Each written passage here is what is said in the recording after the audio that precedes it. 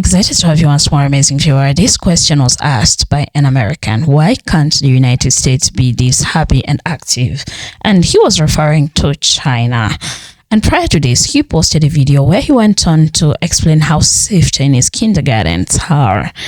I really didn't want to go through that route to explain the reason behind the activeness and the happiness that Chinese experience in their country.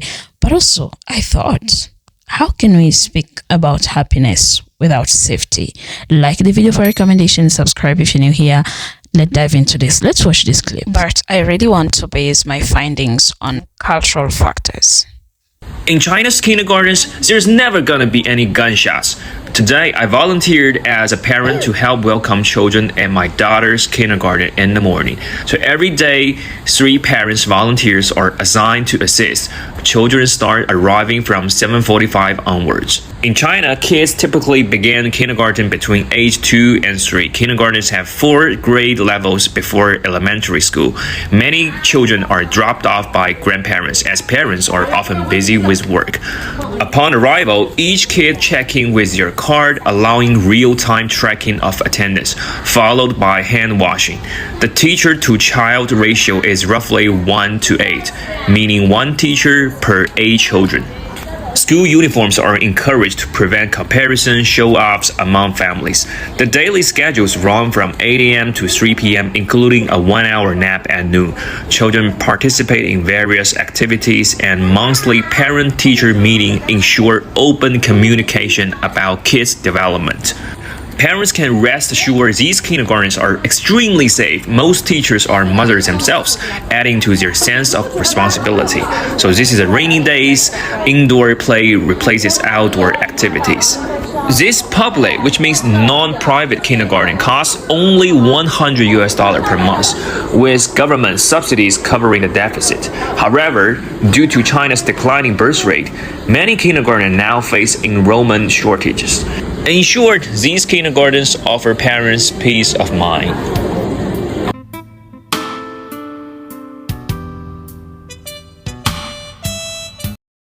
Hello, my friend. Do you know why our society is so harmonious and why our people living in China are so happy?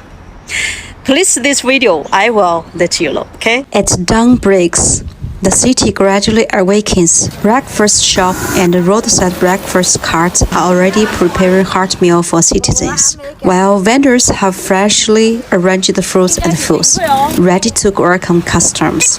What's even warmer are the charity activity that often take place on weekends. Teenagers actively distribute free breakfast donated by kind-hearted people to sanitation workers and elder people in need, carrying forward the virtue of respecting the elderly and caring for the young. Even a street-side steamed bun shop offers free buns and soy milk every day. These small acts of kindness are the true reflection of social harmony. As the lyrics of a song go, if everyone gives a little love, the world will become a better place. Harmony and happiness come not only from order and cooperation, but also from a deep-seated cultural goodwill. Mutual respect and support among people allow warmth to flow quietly through everyday life. As you can see, it's precisely because we are a big family of Chinese leadership, feel warmth and compassion. That is not only does our government cares about our citizens, but our people also spontaneously support and show solidarity with one another. So, my friend, living in this kind of environment, who wouldn't feel happy? Yeah? Okay, my friend, this is my today's topic. We may all of us be treated tenderness, and may love and kindness always remain in our hearts. Let's join hands and work together to create this world more better. Okay? Okay, thanks for watching, and may you have a great day. See you next time. Take care. Bye bye. I swear this place in China has the funniest and most extroverted people. Let me show you why. So if you're randomly walking down the street, you just see people like this, or this, or this. And it's just people here have incredible energy and we're loving it here. The city is called Harbin. It is my hometown. Being a northern city, in winter it's extremely cold, something like -20, -30 Celsius. So guess what Harbin is famous for? We have an ice and snow festival. It's like a giant Disneyland directly built on top of a river. If you imagine the Chinese map as a rooster, so we're at the chicken head position. People here live in the northeast of China. The typical stereotype is like the tall, big, and very extroverted people. So what is the stereotype of your hometown? One of my favorite things about living in China, how easy it is to lose weight and not even in the way that you think. So in China, everything is run on apps. There's this app called WeChat. You can do literally everything. Buy plane tickets, book everything, pay your friends, pay restaurants. There's a function called WeRun. It tracks your daily steps. Of course, you have to accept if you do want to share the information. Every day it shares the top person who had the most steps that day, and you can see everyone else's steps. If you stay in your room the whole day, people can see that. I've never been more motivated to get my ass up. But it's so fun because if you're the winner of that day, you get to put up any picture you want as the banner for the day. What my friends did is if you won, you basically got to put an embarrassing picture of your friends. We would literally be so competitive just to be number one. If we didn't have enough steps and we were trying to beat each other, we would literally just walk around in circles. You don't want to lose. You don't want other people to post embarrassing pictures of you and put it on the banner, right? If you have taken the subway in China, you have probably seen this. Mandatory bag checks, X-ray machines, security guards at every station. And if you are from the US or Europe, you might wonder, why is this necessary? Doesn't it slow everything down? To be honest, I don't love it either. It adds time, it adds cost. And in a country with billions of subway rides a year, this means serious manpower and money. So why does China still do it? The short answer, security. But the deeper answer is culture. In China, social stability is seen as the foundation of everything. Many people believe it's better to be safe, even if it's inconvenient. This policy started in Beijing before the 2008 Olympics, then expanded to Shanghai, Shenzhen, Guangzhou, and most big cities. In 2021, Beijing added strict liquid checks. Now it's everywhere. But here is the paradox. The US has no subway bag checks, even though public safety is a big issue. Japan is one of the safest countries in the world, and it doesn't have subway checks either. So yes, this is uniquely Chinese, and it shows how much risk and governance styles vary by culture. Next time you come to China and take the subway, just remember this tip. Don't bring a big bag. Don't bring drinks. You will get through much faster. I'm Yuan, a Chinese corner unpacking how this country really works. One story at a time. Back in the US, old people just sit on the couch and watch shitty sitcoms. But out here, they stay active. You got the dance troupe behind me. Usually there's like 6 or 7 of those, all dancing in different types of music. And then you got these equipments that really just get the blood flowing, the circulation pumping. This does wonders for your cardiovascular and your pulmonary system. Stretch you out, build muscle mass. Get on this baby every morning. Come and tell me if you tear an ACL. You can feel that one in your plums. I need to get my reps in. Anytime now. You've been on the machine for like 20 minutes. I gotta get my reps in. Thank you. Took you long enough. Jeez. In China, Xinjiang children feel way happier than mainlanders. Ask a Xinjiang kid how life has changed. He will say, Grandpa rode donkey carts 30 kilometers a day.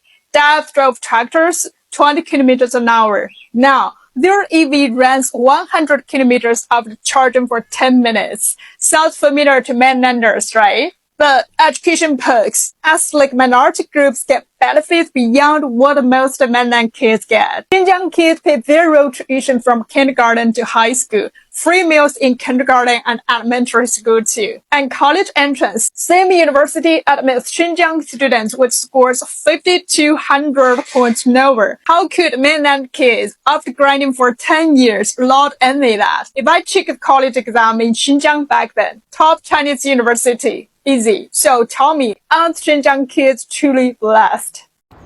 Hey, thanks so much for this question. And yes, China does have lots of recreational activities around sports and also professional sports. If you've seen the Olympics, you'll know that China is one of the most competitive countries when it comes to the Olympics. Here comes a little small dog to come meet with my dog. But with that said, they take sports a lot more serious or differently than people in the United States. So essentially, when they're serious about a sport, they're going to go all in, and the Asian work culture is just a little different.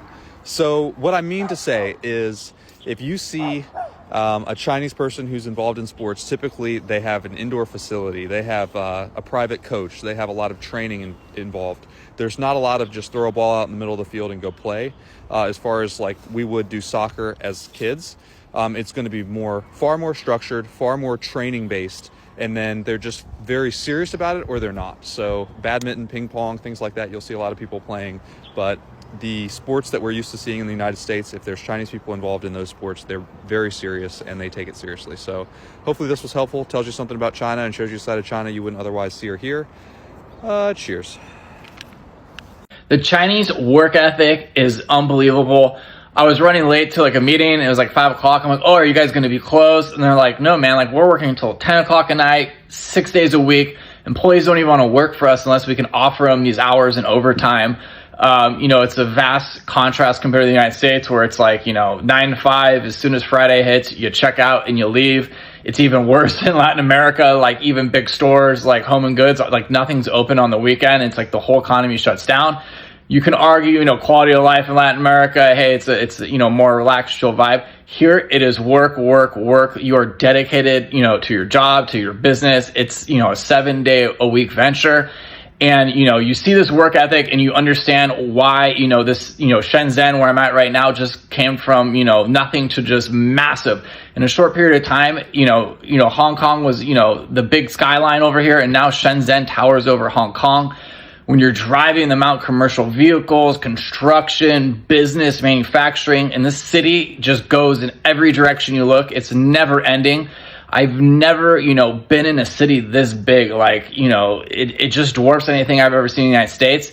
And I think a lot of, Americans don't understand the economic miracle that, has happened in China and how they are progressing technologically and manufacturing. And, now that they've been doing manufacturing for this many years, they're actually getting into the innovation. They're not doing cheap knockoffs anymore. It's all high-end stuff. Shenzhen's, high-end electronics. This is a very impressive city.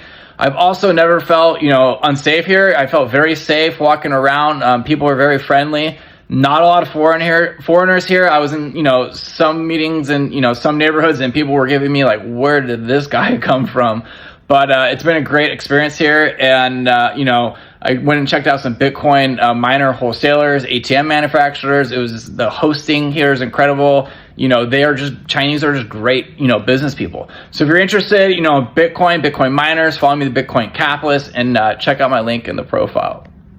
You hate overtime. Chinese feel something worse. Unemployment. Let me explain why. In the West, overtime feels like exploitation. Here in China, sometimes it feels like protection. Because if you lose your job, you might not find another one for months. And we even have a name for it. 996. 9 a.m. to 9 p.m. 6 days a week. You think it's about ambition? No. It's about fear. Fear of being laid off. Fear of becoming invisible. Fear of being told, sorry, we're not hiring. It wasn't always like this. 10 years ago, people quit jobs just because they felt bored.